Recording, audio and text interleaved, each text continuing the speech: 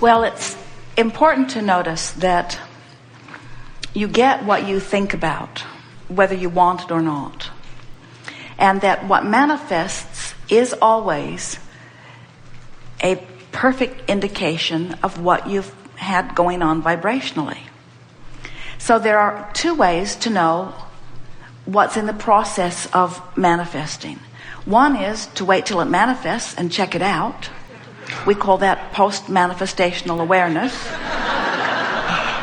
And the other is to be aware of the way you are feeling. Now, in the beginning, when you're first beginning to get a handle on your emotions, you're not as adept at sensing what's going on. The more you care about being in the vortex, and the more subject after subject you work your way in, then the more sensitivity you'll have, and the more you'll be able to head things off before they blow up.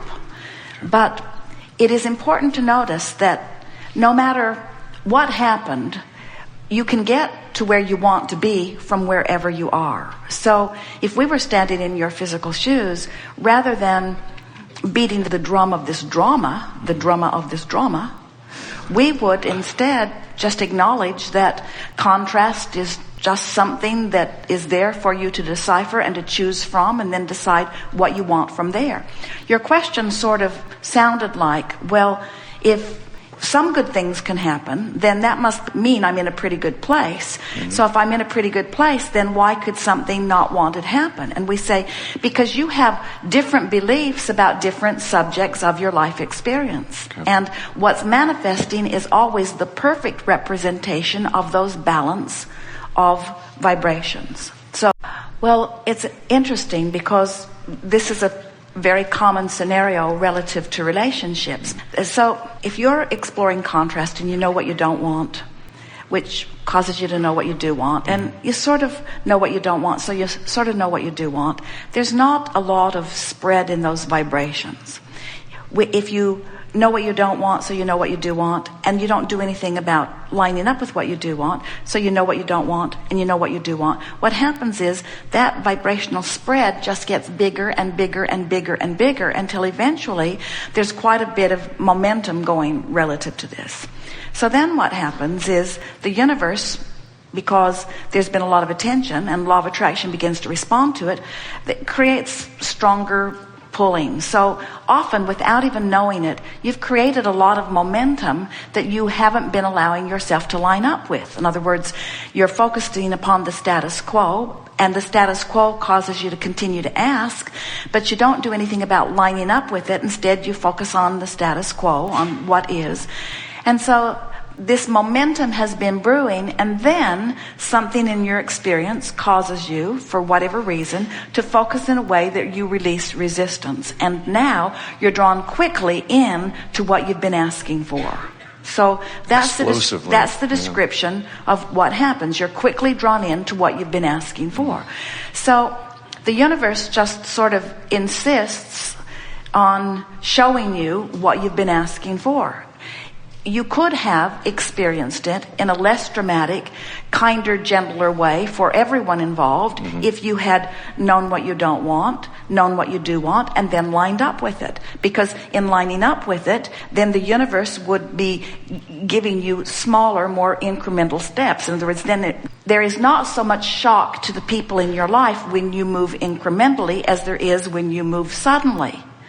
But the question that we want to put to you is, and this is a big relationship question, the next book that is coming soon, the printer has it and it's in the process of being made ready for you in September, is called The Vortex. It's a book about relationships, but it's called The Vortex, where law of attraction assembles all cooperative components. And so the question that is really worth asking, apparently you were a cooperative component, very much, and another person had been drawn as a cooperative component, but the person who is not in the mix was not a cooperative component to the desire that you held.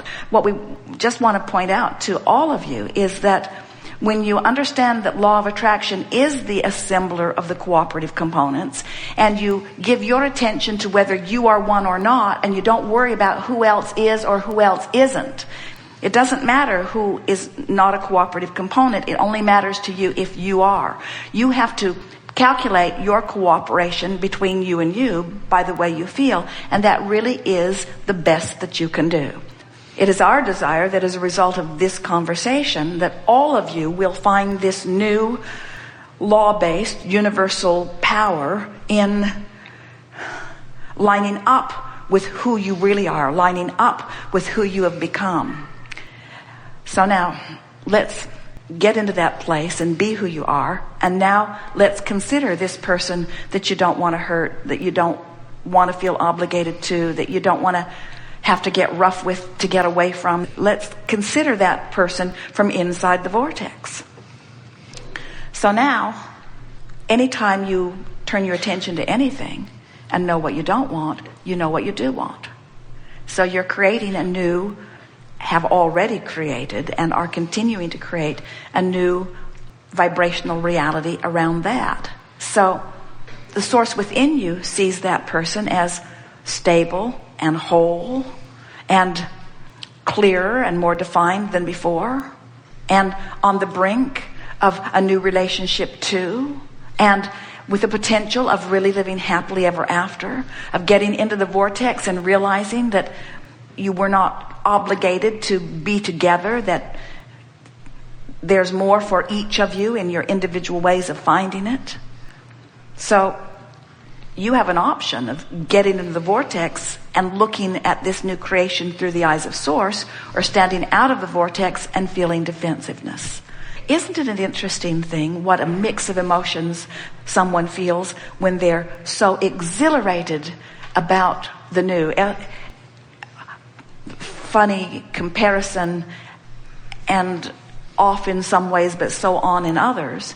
It's like Jerry and Esther moving into their new bus and feeling sort of obligated to take the other bus too. Esther said, "Oh, bus, you were so good to us." And then she said, "Some other very happy people will come and take you for a ride really soon."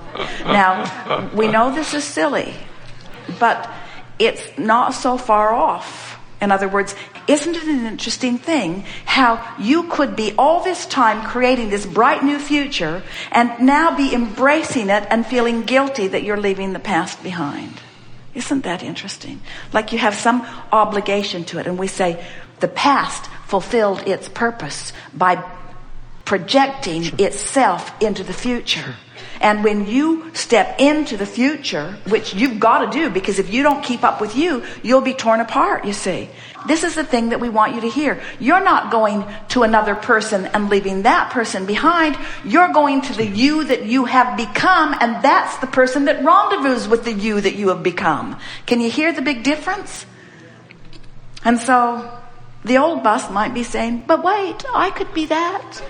I could keep up with the you that you have become." And we say, don't try to work relationships like that. Deal with the relationship between you and you. Maintain that relationship. And who you really are doesn't feel guilty. And who you are doesn't get defensive. And who you really are doesn't get blameful. Who you really are doesn't get out of the vortex and justify why you've gone someplace else. Who you really are revels in what you've become and appreciates who you are. And who you really are looks back even into past relationships and finds only positive aspects in them. So who you really are leaves no one feeling bloodied and left behind. Who you really are uplifts from wherever you are, you see.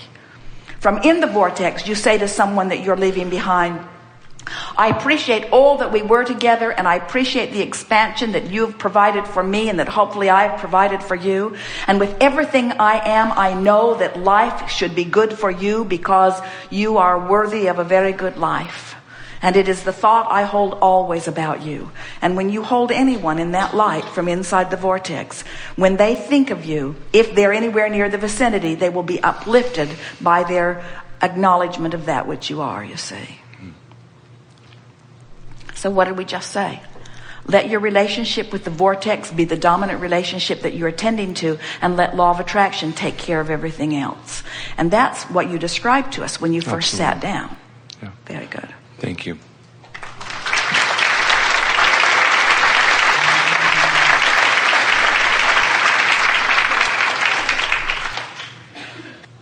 It's a little tricky, isn't it? Because from outside the vortex, you have all of these possibilities, because there's thousands upon thousands of books that have been written about that very subject. When you're outside the vortex, you're just trying to match up all of these components. Well, how did we come together, and what responsibility did we have, and what did you do to me, and what did I do to you, and where did you come from? And you probably got that way because of your mother, and I wonder what her mother was like. And then there was that counselor that we had, and that counselor was wacko, and that counselor didn't know anything that we were talking about, and there are this factor and this factor and this factor, and then these, and you just kill me now. It's just too many moving parts and impossible to sort out, you see. But when your dominant and singular intent is to close the gap between who you are in your physical form and who you have become, when you get into the vortex fully tuned in to all that you are, then from that vantage point, law of attraction lines everything up. In other words, that's the only way stability and clarity will ever come to you. If you're trying to please that one and please that one, there's that what that one thinks, and there's what that one's family thinks, and then there's what your family thinks about that, and then there's what your neighbors think, and then there's what your golf group thinks, and then there's what those people at work think, and then there's that, and that one thinks that way because that one had that experience. In other words, that one got dumped too, and so that one is really mad at you. In other words, you can't sort it out. When you're trying to take into consideration what everybody thinks about where you are, it will just make you crazy. But if what you're considering is your relationship with who you have become and all that you've been asking for, that guidance is clear. You know exactly what to do. So it's not just about what to do about it, it's about how to feel about it. You feel your way into the vortex. And then what to do becomes a very easy thing to do. Because one who is connected to the stream, one who is in the vortex, one who's tuned in, tapped in, turned on, one who's in alignment with who they really are, is more powerful than millions who are not. So imagine following your own bliss, following your own heart, coming into alignment on subject after subject, and then from that in the vortex position, now looking back in appreciation of everyone who helped you along the way, and giving benefit back to them from your in the vortex place, you see. Can only uplift if you've allowed yourself in. People say, Abraham, I think you teach selfishness. This seems like the ultimate selfishness, to go get what you want. And we say, you have no choice but to come into alignment with self. And when you do, you have the energy that creates worlds flowing through you.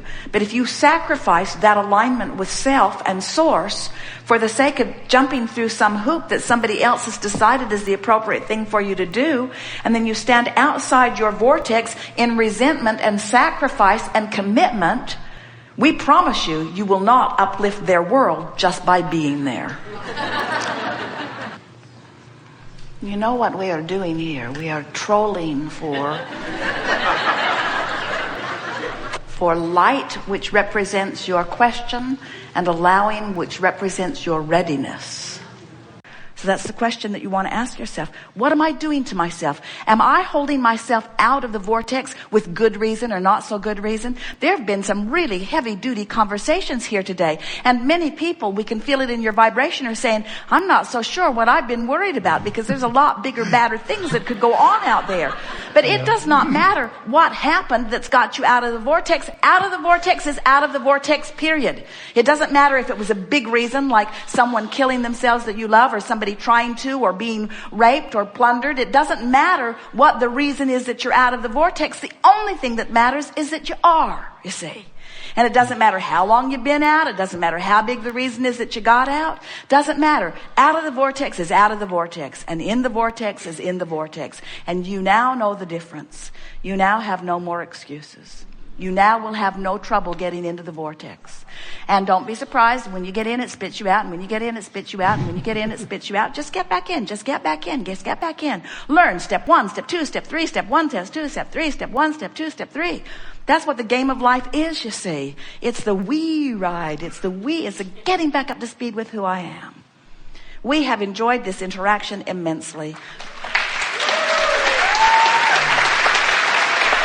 This has been a powerful